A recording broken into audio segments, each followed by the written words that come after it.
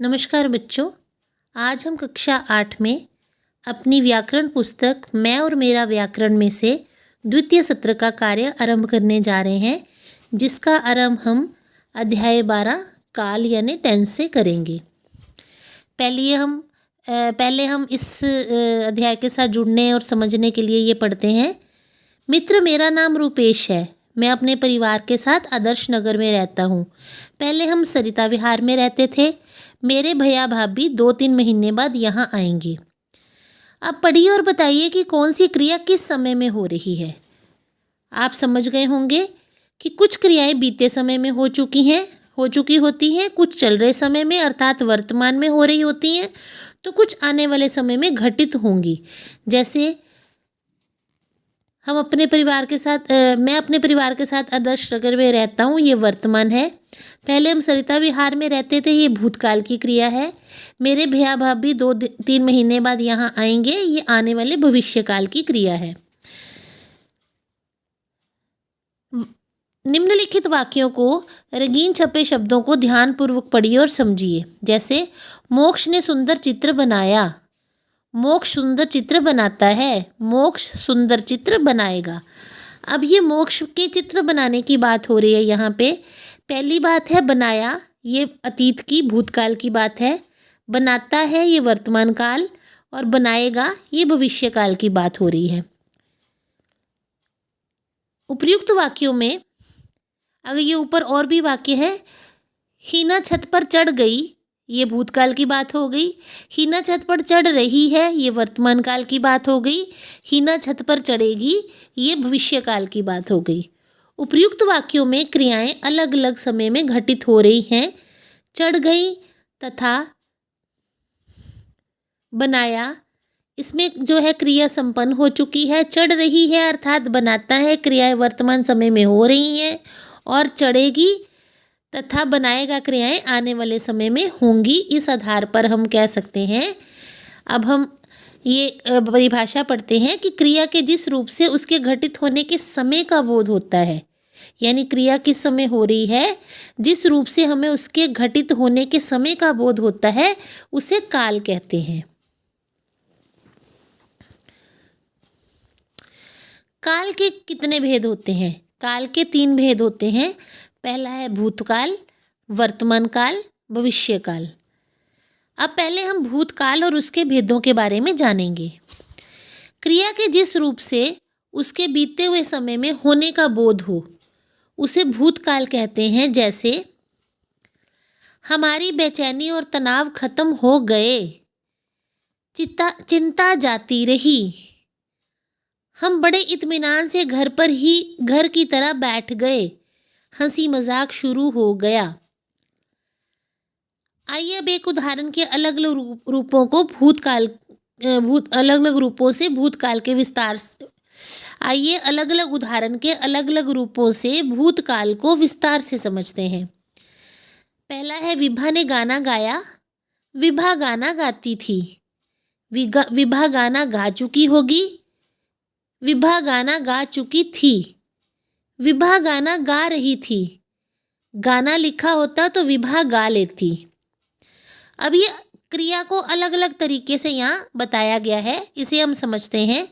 उपर्युक्त उदाहरणों से स्पष्ट होता है कि भूतकाल की क्रियाओं में घटित होने का समय में भी अंतर होता है। इस आधार पर भूतकाल को 6 वर्गों में बांटा गया है। अब ये 6 तरह के वाक्य आपको बताए गए हैं। जैसे गाया, गाती थी, गा चुकी होगी, गा चुकी थी, गा रही थी, गा लेती। अब इन वाक्यों के आधार पर इनको समझने के लिए हमें पहले भूतकाल के भेद समझने होंगे। पहला है सामान्य भूतकाल, दूसरा है अपूर्ण भूतकाल, तीसरा है आसन्न भूतकाल, चौथा है संदिग्ध भूतकाल, पांचवा है पूर्ण भूतकाल, और छठा है हेतुमद भूतकाल। तो पहला इसका भूतकाल का पहला भेद समझते हैं। पहले भेद का नाम है सामान्य भूतकाल। अब ये क्या होता है? क्रिया के जिस रूप से कार्य के सामान्य रूप से भूतकाल में होने का संकेत मिलता हो, उसे सामान्य भूतकाल कहते हैं। जैसे हम सामान्य बात करते हैं कि ये काम जो है हुआ, जैसे प्रजा राजा से मिलने आई, काव्या ने गुलदस्ता सजाया, माताजी ने खाना पकाया, मैं स्कूल गया अथवा गई। तो ये सामान्य में हम जब भूतकाल की बात करते हैं तब ये कहलाता है सामान्य भूतकाल। जो काम हुआ हमने उसके बारे में सामान्यतः बता दिया। दूसरा है अपूर्ण भूतकाल। जैसे ही शब्द से पता चल रहा है जो अभी पूरा ना हुआ हो, यानी भूतकाल का कार्य अभी पूरा ना हुआ हो। क्रिया के जिस रूप से पता चले कि कार्य भूतकाल में आरंभ हो गया था परंतु अभी समाप्त नहीं हुआ, अभी कार्य अपूर्ण है, उसे अपूर्ण भूतकाल कहते हैं। जैसे भैया रितु को साइकिल चलाना सिखा रही थी, कि जब मैंने देखा था तब वो सिखा रही थी, उसका सिखाने का काम खत्म नहीं हुआ था। अरुण डाकघर जा रहा था, जब मैंने अरुण को देखा था तब वो डाकघर जाने की क्रिया कर रहा था, उस समय तक डाकघर पहुंचा नहीं था, अभी जा ही रहा था, क्रिया जाने की पूरी नहीं हुई थी, इसलिए ये अपूर्ण भूतकाल आ गया। जैसे सोहन पढ़ रहा था, जब मैंने सोहन को देखा तब वो पढ़ रहा था, उसकी पढ़ने की क्रिया तब तक पूरी नहीं हुई थी। आसन्न भूतकाल, अब तीसरा जो इसका भेद है आसन्न भूतकाल। अब आसन्न का अर्थ हमें पहले समझना पड़ेगा। क्रिया के जिस रूप से उसके अभी अभी समाप्त होने का बोध हो उसे आसन्न भूतकाल कहते हैं। आसन्न मतलब जैसे पास, निकट ही, यानी भूतकाल में क्रिया हुई लेकिन अभी अभी हुई, ज़्यादा देर नहीं हुई। जैसे रीमा पुस्तकें लेकर आ गई है, अब रीमा अंदर आ रही है, वो आ गई है, अभी अभी पहुंची है। ठीक है। माँ बच्चे को नहला चुकी है, माँ उसका बदन पोंछ रही है, यानी अभी अभी नहलाने की क्रिया संपूर्ण हुई है। आसन्न मतलब निकट ही, क्रिया को खत्म हुए ज़्यादा समय नहीं हुआ, निकट ही, निकट काल में ही पूरी हुई है। तो अभी अभी जो काम हुआ होता है जो सामने नज़र आ रहा है, जैसे माताजी खाना पका चुकी हैं, माताजी की रसोई घर से बाहर आ रही हैं, तो उनको देखकर हम कह सकते हैं कि माताजी खाना पका चुकी हैं या माताजी खाना लेकर आ गई हैं, यानी माताजी के हाथ में प्लेट है, अभी अभी वो आके खड़ी हुई हैं। तो जो काम भूतकाल में हुआ लेकिन अभी अभी पूरा हुआ, उस भेद को हम बोलेंगे आसन्न भूतकाल। अगला है संदिग्ध भूतकाल। संदिग्ध का अर्थ यहाँ अगर लें तो अभी हमें उसमें शंका है कि वो भूतकाल में काम पूरा हुआ के नहीं हुआ। संदिग्ध मतलब अभी शक है कार्य के पूरा होने में। क्रिया के जिस रूप से भूतकाल में क्रिया के पूर्ण होने में संदेह हो, शक हो कि क्रिया पता नहीं पूरी हुई है कि नहीं हुई, भूतकाल में शुरू तो हो चुकी थी, उसे संदिग्ध भूतकाल कहा जाता है। जैसे गाड़ी स्टेशन पर आ चुकी होगी, ठीक है ना, मुझे शक है आई कि नहीं आई, लेकिन उम्मीद है कि आ चुकी होगी। अध्यापक कक्षा में आ गए होंगे, ठीक है, जिसमें अब भूतकाल में होने में, क्रिया पूरी होने में कोई शक हो, संदिग्धता हो, वो संदिग्ध भूतकाल। अगला हमारा पांचवा भेद है पूर्ण भूतकाल। अब पूर्ण से पता चल रहा है कि हमें पूर्ण यानी वो कार्य पूरा हो चुका जो भूतकाल में शुरू हुआ था।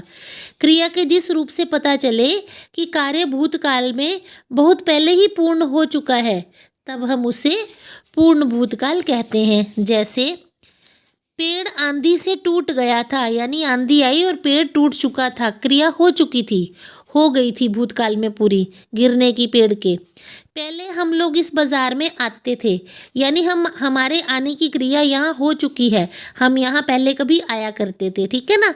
तो ये हो गया, जब बात खत्म होगी भूतकाल में वो क्रिया संपूर्ण हो चुकी है, जब बात कर रहे हैं तो वो पूर्ण भूतकाल कहलाएगा। अगला छठा भेद है हेतु हेतुमत भूतकाल। क्रिया के जिस रूप से पता चले कि कार्य भूतकाल में संपन्न हो सकता था परंतु किसी कारणवश न हो सका, उसे हेतु हेतुमत भूतकाल कहते हैं। जैसे यानी कार्य शुरू हुआ लेकिन पूरा नहीं हो पाया, यदि अभ्यास करते तो अवश्य जीत जाते, यानी अभ्यास की क्रिया अगर पूरी हुई होती तो जीत भी मिलती, जीत नहीं मिली यानी अभ्यास पूरा नहीं हुआ, हमने शुरू तो किया था। यदि वृक्ष लगाते तो वर्षा समय पर होती। तो जब ये हेतु हेतुमत भूतकाल में दूसरी क्रिया होती जो होती है वो पहली क्रिया के होने पर निर्भर करती है कि अगर पहली क्रिया सही से हो जाती तो दूसरी क्रिया भी पूर्ण हो जाती। जैसे जीतने की क्रिया तभी पूर्ण होती अगर हम अच्छे से अभ्यास करते, वर्षा आने की क्रिया तभी होती है अगर हम वृक्ष लगाते। तो यानी इसमें हेतु हेतुमत में क्रिया जो है दूसरी जो पूर्ण नहीं हुई वो पहली क्रिया पर निर्भर थी, ठीक है। तो ये हमने आज भेद पढ़े भूतकाल के। पहले हमने ये जाना कि काल के 3 भेद होते हैं। पहले हमने काल की परिभाषा पढ़ी थी कि क्रिया के जिस रूप से उसके क्रिया के घटित होने के समय का बोध होता है उसे काल कहते हैं। और काल के 3 भेद हैं, भूतकाल, वर्तमान काल, भविष्य काल। अब भूतकाल को अगर हम लें तो भूतकाल के आगे 6 भेद हैं जो हमने आज जाने। सामान्य भूतकाल, अपूर्ण भूतकाल, आसन्न भूतकाल, संदिग्ध भूतकाल, पूर्ण भूतकाल और हेतुमत भूतकाल। तो आज की वीडियो यहीं तक, बाकी हम कल पढ़ेंगे।